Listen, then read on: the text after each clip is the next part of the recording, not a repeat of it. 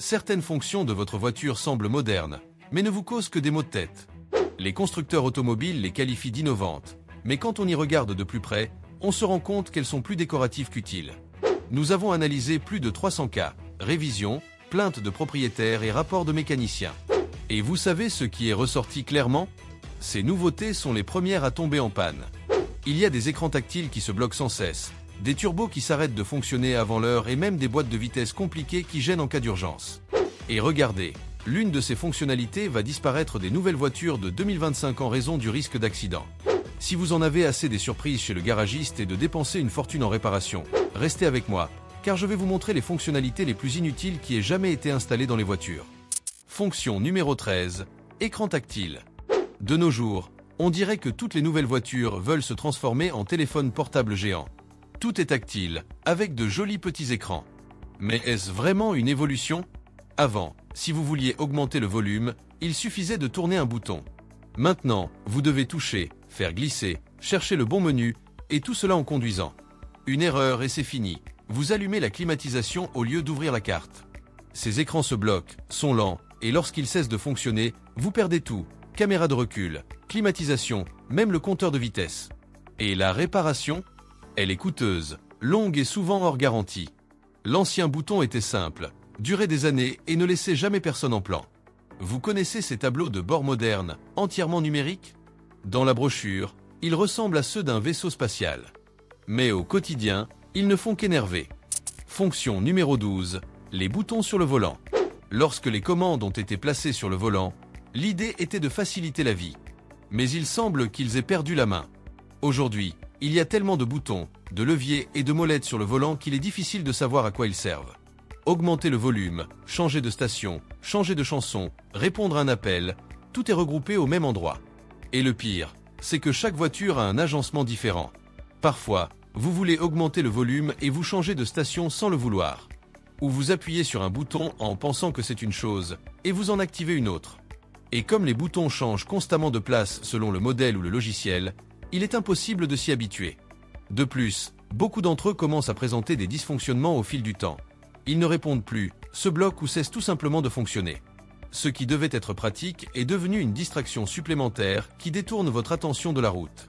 En fin de compte, c'est une fonctionnalité qui promettait d'aider, mais qui n'a fait que compliquer les choses. Fonction numéro 11, les moteurs turbo.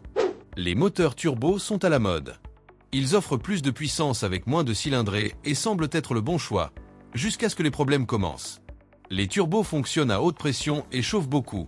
Cela use plus rapidement les joints, les pistons, les tuyaux et le système de refroidissement.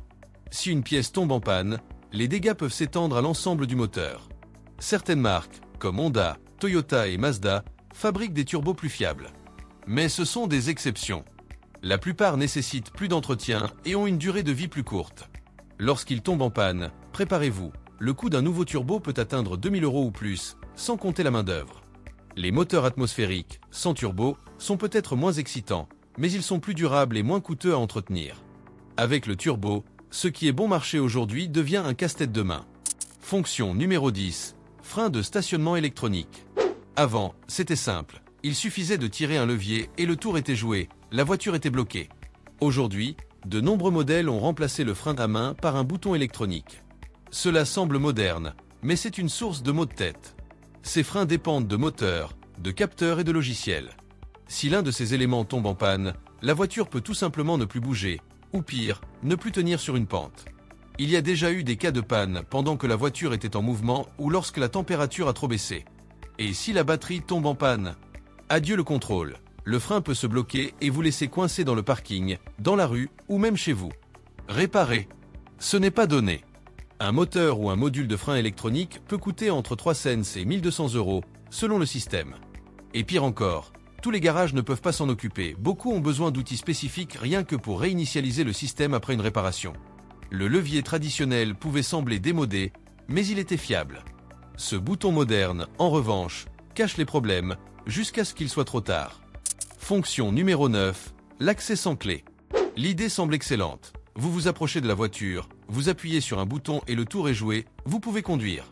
Mais le système d'accès sans clé cause beaucoup plus de soucis qu'il n'y paraît.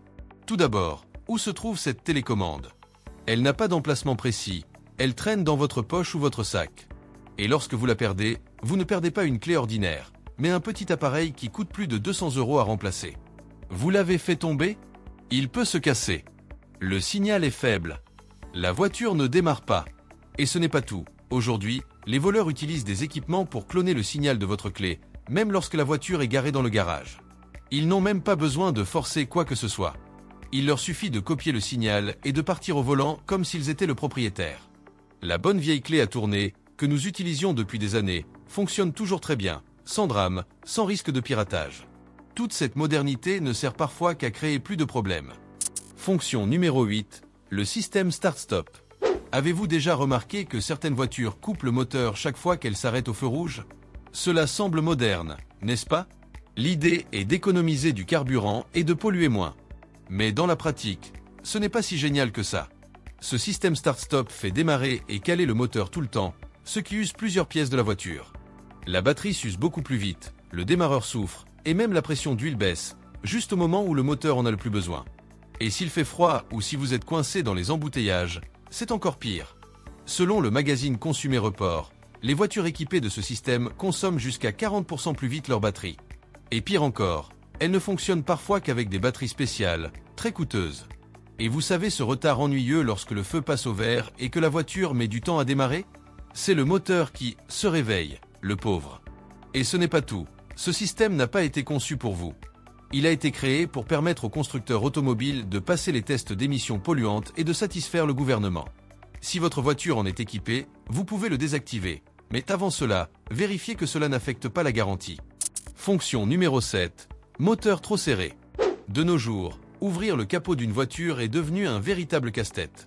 Les moteurs sont de plus en plus compacts, remplis de fils, de capteurs et de pièces placées dans des espaces minuscules. Les constructeurs automobiles font cela pour gagner de l'espace dans la conception et donner à la voiture un aspect moderne. Mais c'est vous qui en payez le prix, ainsi que le mécanicien. Pour remplacer une simple courroie, il faut parfois retirer le capot du moteur. Vous voulez changer une ampoule. Sur certains modèles, il faut même retirer le pare-choc. Le service est donc plus long, plus difficile et beaucoup plus cher. Une réparation qui prenait auparavant 30 minutes peut désormais prendre des heures. Et pour ceux qui aiment bricoler leur propre voiture, c'est fini. De nos jours, même les opérations les plus basiques semblent relever de la chirurgie. Et ce n'est pas tout. Avec tout ce qui est si serré, la chaleur s'accumule à l'intérieur. Résultat, les pièces s'abîment plus vite, les défauts augmentent et votre portefeuille en pâtit. À l'extérieur, c'est beau. À l'intérieur, c'est un gâchis coûteux et inutile. Fonction numéro 6. Désactivation des cylindres. Avez-vous déjà entendu dire que certaines voitures désactivent une partie du moteur pour économiser du carburant? C'est ce qu'on appelle la désactivation des cylindres. Cela semble intelligent. La voiture consomme moins de carburant lorsqu'elle roule à vitesse constante. Mais le prix à payer vient après.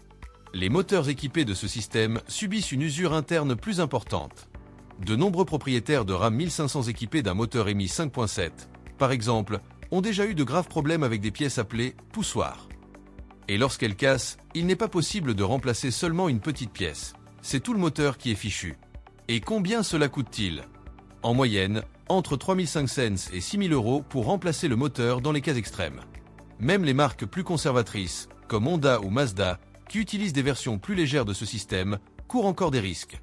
Les économies de carburant sont généralement faibles, environ 1 ou 2 mpg de plus, et ne compensent pas le risque d'une panne totale du moteur. Si vous voulez faire des économies, mieux vaut choisir un moteur qui fonctionne toujours de la même manière.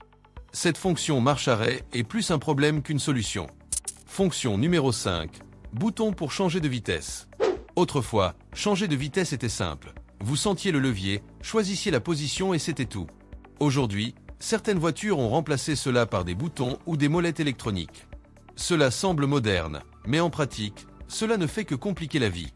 Dans les moments critiques, comme lors d'une marche arrière rapide ou d'une manœuvre d'urgence, ces boutons exigent trop d'attention. Il y a déjà eu des conducteurs qui ont eu un accident parce qu'ils étaient confus avec le sélecteur. Une seconde d'hésitation peut se solder par un accident. De plus, avec ces boutons, vous perdez l'habitude naturelle de poser la main sur le levier. Vous perdez le toucher, la mémoire musculaire, et tout dépend des systèmes électroniques. Si un capteur tombe en panne ou si un circuit défaille, la voiture ne passe tout simplement pas la vitesse. En fin de compte, ils ont remplacé quelque chose qui fonctionnait depuis des décennies par un système coûteux et fragile. Une réparation électronique de ce type peut facilement coûter entre 700 et 1200 €, selon la voiture. Ils ont troqué la praticité contre l'apparence. Fonction numéro 4. Transmission à double embrayage. L'idée derrière la transmission à double embrayage, DCT, est géniale. Changement de vitesse rapide, économie de carburant et meilleure performance. Mais cette technologie, initialement conçue pour les voitures de sport, ne correspond pas toujours à la réalité. Dans la circulation urbaine, elles peuvent être un cauchemar, hésitation, à-coups et défaillance à basse vitesse. Se garer devient un défi, et démarrer en côte sans sursaut n'est pas toujours possible. Des marques telles que Ford, Hyundai et Kia ont connu de sérieux problèmes avec leur DCT, avec des centaines de milliers de plaintes pour dysfonctionnement, changements irréguliers et pannes prématurées. En cas de panne, préparez-vous. Une nouvelle unité peut coûter entre 1500 et 3500 €, sans compter la main-d'œuvre spécialisée. De plus, peu d'ateliers classiques disposent des outils et du savoir-faire nécessaires pour intervenir sur ce type de transmission. Les conducteurs lambda n'ont pas besoin de ce genre de tracas. La DCT n'est intéressante que pour ceux qui vivent sur les circuits ou recherchent des performances extrêmes. Pour les autres, elle apporte plus de complications que d'avantages. Fonction numéro 3, les transmissions CVT. Les transmissions à variation continue, ou CVT, ont été conçues pour offrir une conduite souple, sans les changements de vitesse habituels. En théorie, elles semblent modernes et efficaces. En pratique, pour de nombreux conducteurs, en particulier ceux de Nissan, elles sont synonymes de casse-tête. Au lieu d'engrenages conventionnels, la CVT utilise un système de courroies et de poulies réglables. Cela semble innovant, jusqu'à ce qu'elle commence à patiner, à surchauffer ou tout simplement à tomber en panne, comme c'est le cas des CVT de Jatco, largement utilisés par Nissan. Des modèles autrefois considérés comme fiables figurent aujourd'hui sur les listes de voitures problématiques à cause de ces transmissions. Et il n'y a pas que Nissan. Subaru, Mitsubishi et même certains modèles Honda ont connu leurs propres problèmes avec les CVT, tels que des pannes prématurées, des changements brusques et une réponse lente. Et lorsqu'une CVT tombe en panne, elle ne donne aucun signe avant-coureur. Elle rend simplement l'âme et emporte votre portefeuille avec elle. Son remplacement peut coûter entre 3,000 et 5,000 €, et la réparation, lorsqu'elle est possible, est rarement bon marché ou rapide. Il faut reconnaître que Toyota et Honda ont développé des versions de CVT plus robustes et plus fiables aujourd'hui. Mais la confiance des consommateurs a déjà été ébranlée. Si vous achetez une voiture fonctionnant uniquement à l'essence et que vous voyez CVT dans la fiche technique, réfléchissez Y à deux fois. Les ECVT hybrides, comme celle de la Prius, sont une autre histoire. Elles sont généralement fiables. Mais dans les voitures conventionnelles, les économies promises se transforment souvent en dépenses imprévues. Fonction numéro 2, injection directe. L'injection directe semble être une évolution brillante. Le carburant va directement dans le cylindre, en ignorant les soupapes d'admission. Cela améliore la combustion et offre plus de puissance et d'économie. Mais il y a un problème caché. Comme le carburant ne passe pas par les soupapes, celles-ci perdent leur fonction auto-nettoyante. Résultat, des couches épaisses de carbone s'accumulent sur les soupapes au fil du temps. Cela provoque des ratés d'allumage, un ralenti irrégulier et une perte de performance. Et pire encore, les additifs pour carburant n'aident pas. Ces saletés ne se trouvent pas dans les injecteurs ou les conduites, elles sont collées aux soupapes, cuites par la chaleur du moteur. La seule solution est un processus appelé nettoyage au jet de noix, qui utilise des particules de coquilles broyées pour poncer l'intérieur des soupapes. Ce n'est pas bon marché. Ce service peut coûter entre 400 et 900 € selon le modèle et le garage. Certaines voitures utilisent à la fois l'injection directe et indirecte, ce qui contribue à réduire le problème. Mais de nombreux constructeurs font des économies dans ce domaine. Résultat, vous économisez sur la pompe, mais vous dépensez beaucoup plus pour nettoyer ce que le système lui-même a créé. Fonction numéro 1. Kit de réparation à la place de la roue de secours. Autrefois, toutes les voitures avaient une roue de secours dans le coffre. Aujourd'hui, vous ouvrez le coffre et vous trouvez une bombe de mousse et un mini-compresseur. On dirait une blague. Les constructeurs automobiles disent que c'est pour gagner de la place et du poids. Mais soyons réalistes, c'est pour réduire les coûts. Parce que ce kit ne résout presque rien. Si le pneu est vraiment crevé ou déchiré sur le côté, vous restez sur la route. Sans roue de secours, pas de solution. Et si vous êtes loin de chez vous ou d'une station-service, vous devrez attendre la dépanneuse. Et le pire dans tout ça, la mousse fournie dans le kit peut endommager le capteur du pneu et le rendre impossible à réparer. Vous perdez alors votre pneu ET, vous payez le remorquage. C'était censé être pratique, mais c'est devenu un casse-tête. Voilà une idée vraiment nulle. Vous comprenez donc que tout ce qui est vendu comme une innovation n'aide pas forcément ceux qui conduisent. beaucoup de ces fonctions modernes finissent par peser sur votre portefeuille et vous causer des maux de tête chez le garagiste. Les constructeurs automobiles intègrent ces fonctionnalités pour impressionner, obtenir de bons résultats au test ou même réduire les coûts, mais ils oublient que c'est vous qui payez la facture, avec un entretien coûteux, des pièces qui cassent facilement et la crainte constante de tomber en panne. C'est pourquoi, au moment de choisir une voiture, il est plus important d'avoir un véhicule fiable, facile à entretenir et qui ne vous surprendra pas avec des défauts dès la première année, plutôt que d'avoir la dernière technologie. N'oubliez pas, la technologie doit vous faciliter la vie, pas la compliquer. Et parfois, ce qui est simple et éprouvé est bien mieux que ce qui est moderne, qui ne sert qu'à embellir et finit par coûter cher. Si vous en avez assez des surprises chez le garagiste et que vous voulez économiser du temps, de l'argent et des maux de tête, soyez attentifs aux détails que je vous ai présentés ici. Si cette vidéo vous a aidé à mieux comprendre ce qu'il faut éviter lors de l'achat d'une voiture, partagez-la avec vos amis et votre famille. Ainsi, nous aiderons davantage de personnes à faire des choix intelligents.